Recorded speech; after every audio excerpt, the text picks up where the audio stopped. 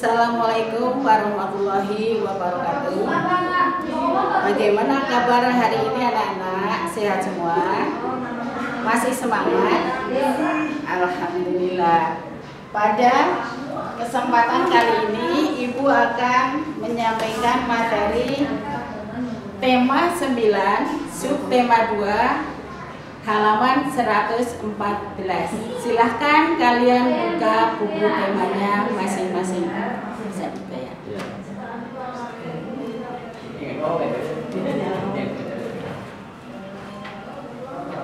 Di sini yang akan Ibu sampaikan adalah materi tentang pengambilan keputusan bersama sebagai peristiwa persatuan dan kesatuan sebagai mata pelajaran PKN.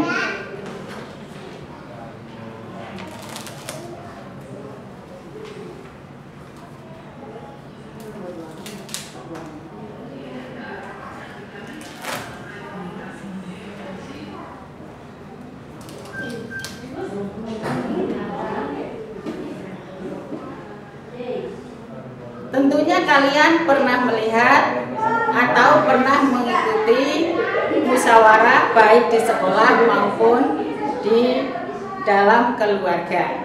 Nah, dalam musyawarah itu pasti ada sesuatu keputusan yang bisa diambil. Nah, di sini Ibu akan memberikan contoh tentang pelaksanaan musyawarah di sekolah. Nah, di sekolah musyawarah itu bisa dilaksanakan di dalam kelas. Contoh pelaksanaan di dalam kelas itu dalam rangka apa anak-anak? Ya, dalam rangka memilih menjadi ketua kelas. Di situ kalian bermusyawarah bagaimana kita memilih ketua kelasnya. Nah, dalam memilih ketua kelas itu harus berdasarkan musyawarah. Nah, dalam musyawarah tentunya nanti akan mengambil suatu keputusan. Apakah itu keputusan? Keputusan adalah sesuatu yang dapat diputuskan melalui pertimbangan dan pemikiran. Walaupun di dalamnya nanti dalam pengambilan keputusan itu akan menimbulkan sesuatu yang rumit. Mengapa anak-anak? Karena masing-masing orang itu mempunyai pendapat yang berbeda-beda. Nah, bagaimana cara melaksanakan musyawarah atau mengambil keputusan dalam musyawarah? Itu ada 3 cara. Yang pertama yaitu dengan cara suara terbanyak. Yang kedua melalui voting, dan yang ketiga melalui aklamasi. Melalui suara terbanyak itu contohnya apabila kalian di dalam kelas ini ada 26 siswa. Apabila hadir 17, maka itu sudah memenuhi syarat untuk pengambilan keputusan bagaimana cara memilih ketua kelas. Yang kedua melalui voting. Voting itu dengan cara opsi, kebebasan memilih. Bisa dengan cara tunjuk tangan, bisa dengan cara menulis di dalam kertas. Nah, yang ketiga dengan cara aklamasi. Bagaimana dengan cara aklamasi? Dengan cara aklamasi yaitu dengan cara sorak-sorai atau dengan tepuk tangan. Itu saja sudah cukup. Nah, dalam musyawarah bisa diputuskan dengan yang namanya keputusan bersama. Keputusan bersama yaitu suatu keputusan sekelompok orang untuk mencapai suatu tujuan tertentu. Misalnya dalam suatu RT itu musyawarah bagaimana membersihkan lingkungan.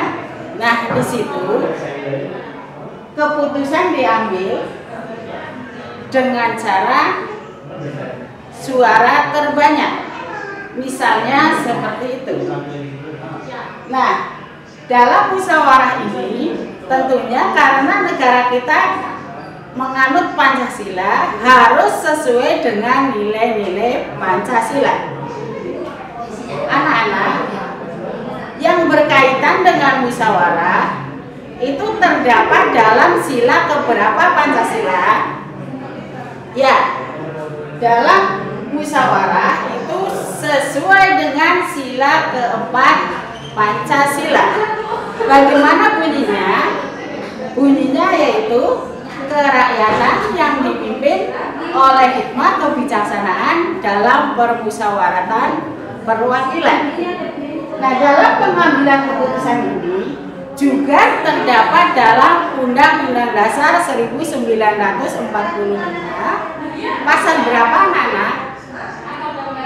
Iya, pasal 28 ayat 3 yang berbunyi setiap orang berhak atas kebebasan berserikat, berkumpul dan mengeluarkan pendapat. Sampai di sini ada yang bertanya, anak-anak? Ya. Dalam pelaksanaan musyawarah ada 3 hal yang perlu diperhatikan.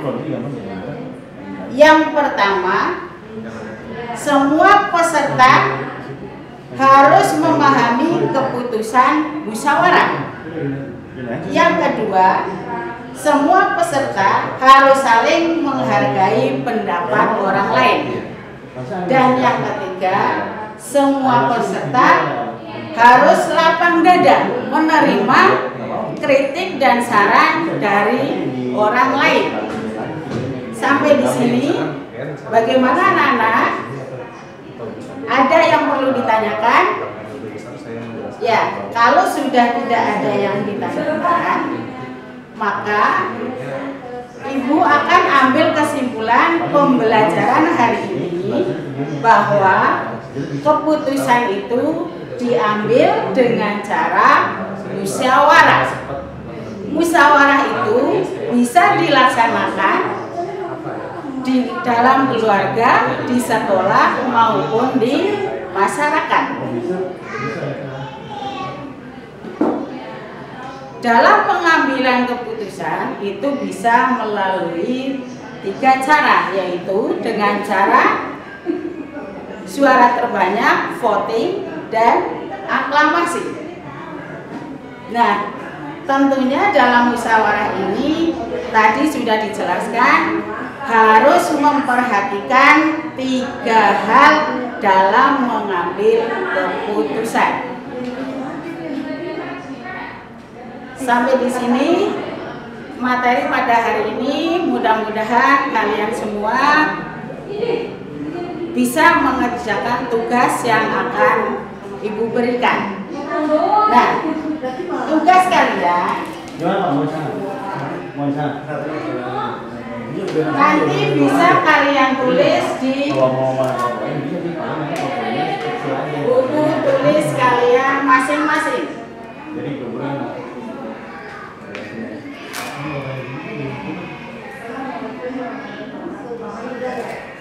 Kalau itu pokoknya tugas pertama nomor 1, apa yang dimaksud dengan keputusan. Yang kedua, sebutkan 3 cara pengambilan keputusan. Yang ketiga, sebutkan 3 contoh pelaksanaan musyawarah. Keempat, apa isi dari pasal 28 ayat 3. Dan yang kelima, sebutkan 3 hal yang harus diperhatikan dalam keputusan bersama. Sekian dari Ibu, mudah-mudahan apa yang diberikan kali ini bisa bermanfaat bagi kalian semua. Selamat mengerjakan tugas. Sekian, wassalamualaikum warahmatullahi wabarakatuh.